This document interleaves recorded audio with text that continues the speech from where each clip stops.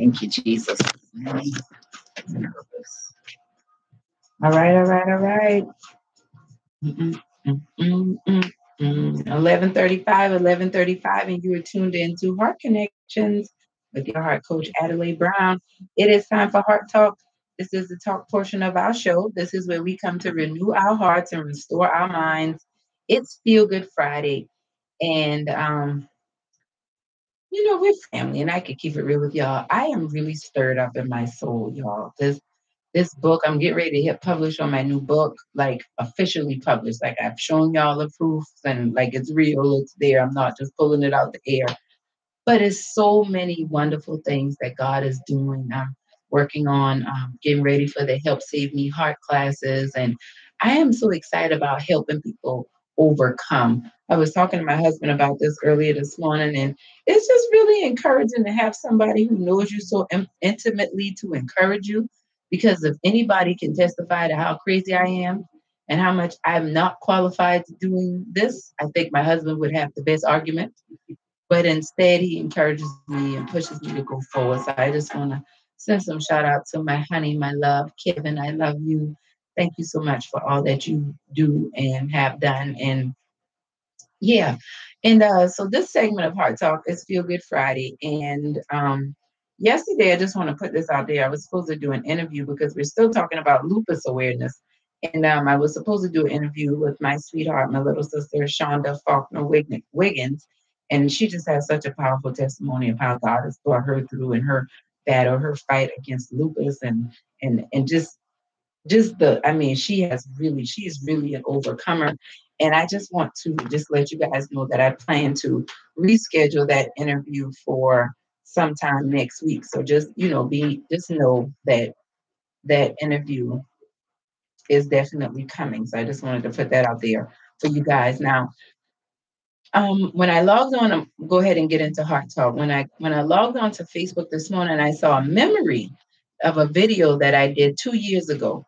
And I can't remember the exact title of it, but it was just along the lines of when is the right time for you to pursue your dreams, and when is the right time for you to go after whatever it is that you need to go after. And I just want to encourage you, and I want to talk a little bit about that in the segment of Heart Talk, because I feel like many of us are waiting for the perfect time. I feel like we're waiting for the perfect time to start. We're waiting for perfect situations to take place in order for us to step out and start and do whatever it is that we need to do. The last segment of Heart Talk, I talked about graduating.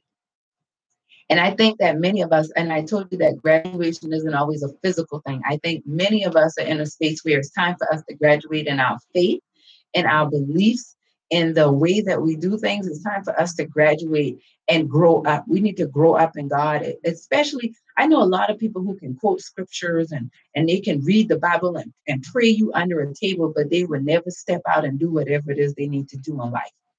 They would never call up that person they've been having trouble forgiving. They'll just, oh, I'm just going to pray about it. No, it is time for us to get out there and do what we need to do. It's never going to be the right time. It's never going to be the right time to have that difficult conversation with your family members about some things that have hurt you or bothered you over the years, some things that you just can't seem to get over. It's never going to be the right time to quit your job and start your business. You never save enough money. You will never have everything just mapped out the way you need to have it mapped out, but it doesn't mean you don't need to do it. It just means that you're going to have to get to a space where you're willing to walk by faith and not by sight. What does that mean? That means that you're willing to do whatever it takes, no matter what the circumstances look like. Some people, I've heard so many testimonies of people who have done such amazing things. And when they started out doing these amazing things, it wasn't amazing. It was absolutely terrifying. Steve Harvey talks about the whole idea of jump. And he has that video that went viral maybe a year or two ago when he said, you're going to have to get out there. Everybody has bills. You're going to always have bills. When are you going to make excuses to get out there and do what you need to do instead of making excuses to stay stuck and to continue to play small? It's a choice that you have. You're choosing whether you're going to play big or play small. I didn't get to watch the game last night, but I heard that the Rockets beat Golden State. Houston Rockets beat Golden State, and it's kind of like a David and Goliath type of thing. Though people said the Rockets had a chance to beat the Warriors are like a juggernaut. It's like nobody can beat them. They have all of this firepower. But I look at it like when you set a goal, no matter what it is, you may have to graduate and get to it inch by inch, but you can overcome any obstacle, any negative situation that comes your way. It's only negative if you choose to look at it like that. So you want to be a doctor, but you don't have a high school diploma. Okay, that just means that you're going to have to graduate. You're going to have to graduate from where you are to get to where you need to be. You want to start a business, but you just filed bankruptcy. That just means you have to graduate. You're going to have to work through from where you are to get to where you need to be. Pace yourself. You're not going to get there overnight, but you will get there.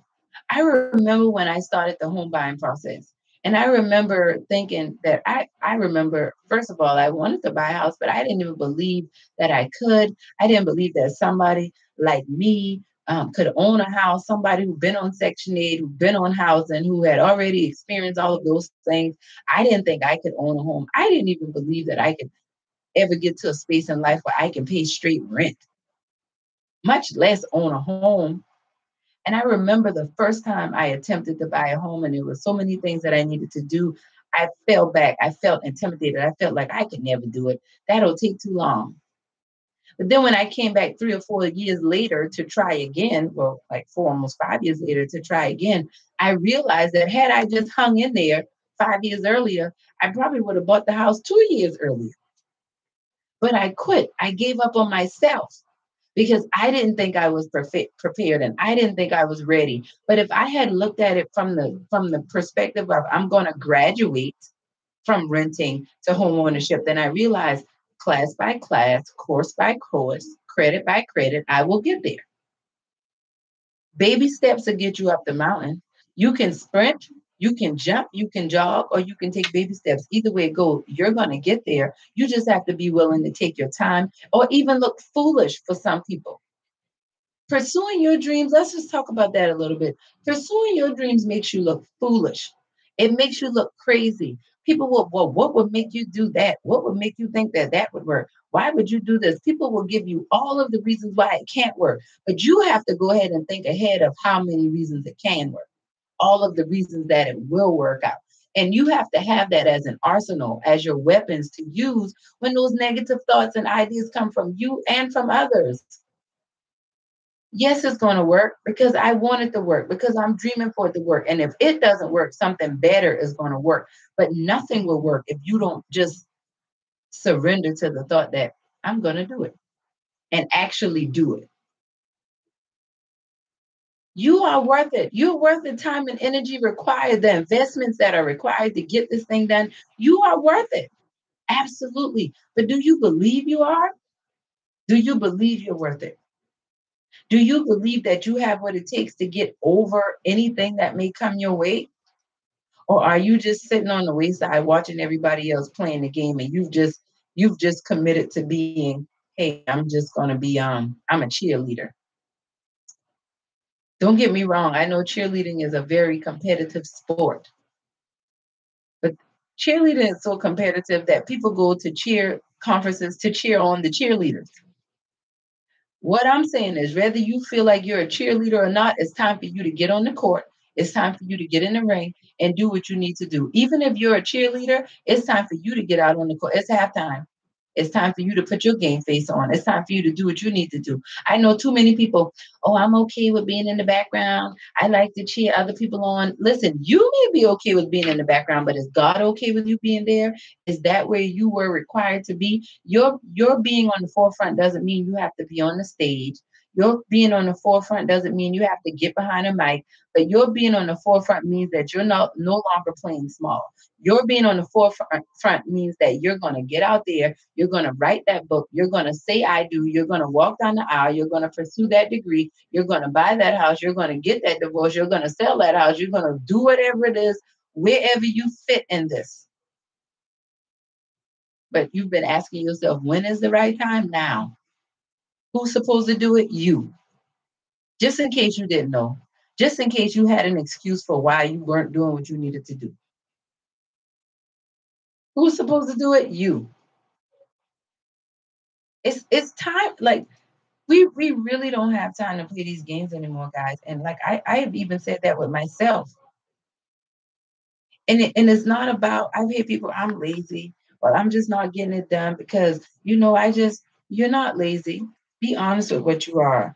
You are afraid of your greatness. Maybe you're not putting yourself out there right now because you're afraid of failure. I'm going to challenge you and give you some pushback. I don't think you're afraid of failure. I don't think that you're not doing it because you want it to be perfect and you're just waiting for the right opportunity. I think that you're not doing it because you are afraid of what the outcome could be. How are you going to handle when this thing does work out for you? How are you going to handle people turning on you and not wanting to be your friend because of how good you're doing in life? How are you going to handle the success of you overcoming, of you getting married and being happily married? And how are you going to handle the success of you pulling away from an abusive marriage and getting out and loving yourself and doing what you need to do, regardless of what? And sometimes we get so weighed down by those thoughts that we do nothing at all. It's time to let it go. It's time to be okay with being a fool. It's time to be okay with being misunderstood because at the end of the day, like Dr. Seuss says, you have to be odd to be number one. Number one is an odd number. What else are you going to be when you're number one but odd? Be okay with being odd. Accept the fact that you're different. You were uniquely made. You have a separate DNA. Why should you act like everyone else? Why should you be like everyone else? And you're not trying to be different just for the sake of being different. You just want to be you. And that just highlights your differences and your uniqueness. And it's beautiful. And we all need it. That's like the color on a canvas. We all need that. And I need it from you. I need to admire your gifts and I also need to benefit from them. So I'm asking you to share them with us. The right time is now. No debates for that. The right time is now. This has been Heart Talk with your heart coach, Adelai Brown. Make sure you pre order your copy of the new book, Help Save Me from My Broken Heart, Your Journey to Living and Loving Again. It's okay to be a fool, right? This is going out to my honey Kevin. Fool for You, CeeLo featuring Melanie Fiona. We'll be back with our midday mix after this. Stick around.